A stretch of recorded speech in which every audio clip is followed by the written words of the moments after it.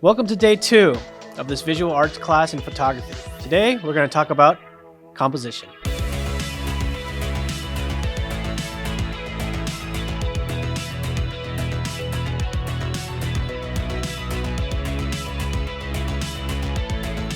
Composition is critical and one of the most important parts of photography. And still, a lot of photographers start out by only hearing the rule of thirds, and they never go into depth on how to compose a better photo. The basic principle behind the rule of thirds are to imagine breaking an image down to thirds, both horizontally and vertically, so that you have 9 parts. Within this grid in mind, the rule of thirds is now identified as 4 important parts of the image, so that with these points where you can consider placing your subject in the frame of an image. The theory is, if you place points of interest in one of these intersections along the line so that your photo becomes more balanced and making the image more interesting. The good news is that you can learn so much more about composition, and you should. It's a deep topic and there's no way to cover everything in this class, but I'll do my best to hit the biggest points here. What is a composition? A composition is a structure of an image. It is how you arrange the elements in the image to create what you want. So, if you stumble upon an interesting subject, no matter how good the light is or how unusual the conditions are, you still need to compose the photo well so you can have a great result. You, as a photographer, have an absurd amount of power to change the composition of a photo. Move forwards, backwards, left, right, change your lens, zoom in, zoom out.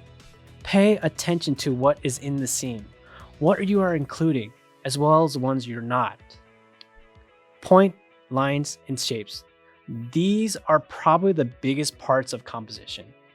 Anything in your image, your subject, the background, tiny details that don't matter, they're all points, lines, and shapes. Some of them are very complex, of course. A face, a tree are clearly not simple things, but they still have shape and they can help form the structure of an image. Simplicity.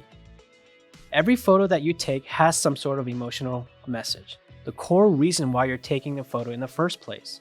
When you're out taking pictures, one of the best things you can do consciously is to think about the emotional message and hone in on how you want to express it. That's where the power of simplicity comes in. Simplicity means that nothing in your photo takes away from the emotional message. If that's what you're trying to show, the beauty of a landscape, eliminate everything from the photo that isn't beautiful. For example, it could be power lines, footprints, foreground, unwanted car, and so on.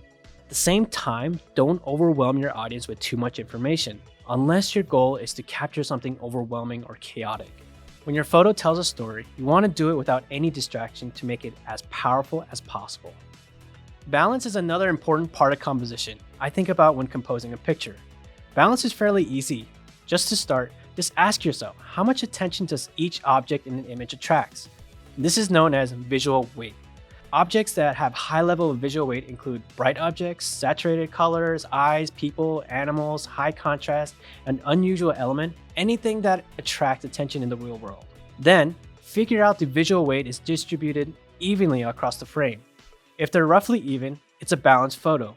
If they're not, the photo is imbalanced. Let me show you an example. This image is a bad, unbalanced image. Why? Because when you look at it, the photo in your eyes are confused on what is the subject. Are you supposed to look at the person or the waterfall? What am I supposed to be looking at?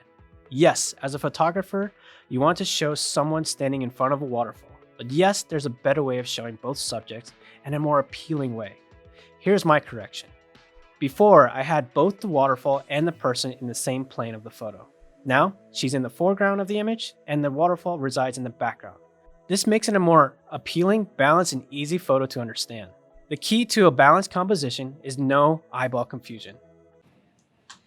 I forgot to mention how I made those changes. All I had to do was move the subject 10 to 15 feet away from the waterfall, creating a shallow depth of field, which I will mention in the next video.